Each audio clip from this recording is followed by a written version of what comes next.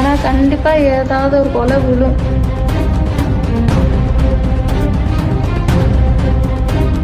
தமிழக வெற்றிக் கழகத்தின் மாநில நிர்வாக குழு உறுப்பினரும் மதுரை தெற்கு மாவட்ட செயலாளருமான SR தங்கபாண்டி மீது கட்சியின் மகளிர் அணி நிர்வாகி ஷர்மிளா சில வாரங்களுக்கு முன்பு அடுக்கடுக்கான குற்றச்சாட்டுகளை முன்வைத்து வீடியோ ஒன்றை வெளியிட்டிருந்தார்.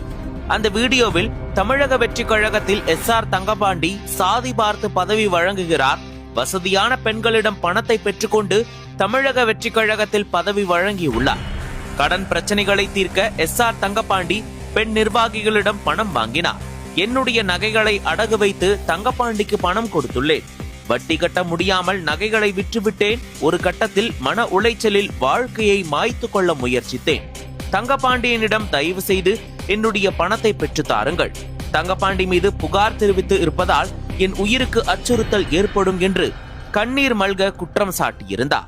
இந்நிலையில் ஷர்மிளாவின் கணவர் பாலாஜி இது தொடர்பாக மதுரை மாநகர காவல் நிலையத்தில் பரபரப்பு புகார் ஒன்றை அளித்துள்ளார்.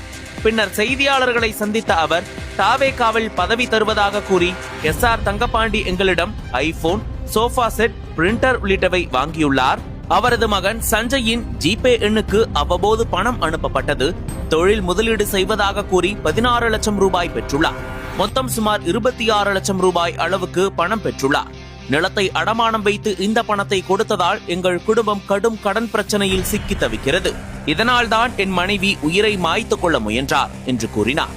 மேலும் பணத்தை திருப்பி கேட்டால் தர முடியாது என்று மிரட்டுகிறார்கள். தாவேகா மாநில இணை பொதுச் செயலாளர் CTR நிர்மல்குமார் என்னிடம் பேசி பிரச்சனை எதுவும் செய்ய வேண்டாம் என்று கட்டாயப்படுத்தி வருகிறார். தாவேகா மேடையில் நிர்வாகிகளை ஏற்ற வேண்டும் என்றால் தலா 10,000 ரூபாய் பணம் தர வேண்டும் என்று கூறுகிறார்கள். காவல்துறையில் புகார் கொடுக்க கூடாது, ஊடகத்தில் பேட்டி கொடுக்க கூடாது என்று மிரட்டுகிறார்கள் என்றும் பாலாஜி குற்றம் சாட்டினார்.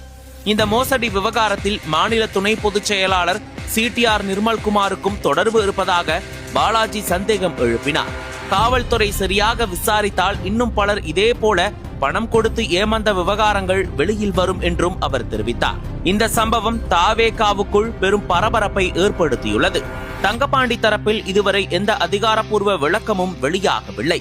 மதுரை மாநகர காவல்துறை புகாரை பெற்றுக்கொண்டு விசாரணையை தொடங்கியுள்ளது. இந்த விவகாரம் தாவேகா தலைவர் விஜயின் கவனத்திற்கும் கொண்டு செல்லப்பட்டுள்ளதாக கூறப்படுகிறது.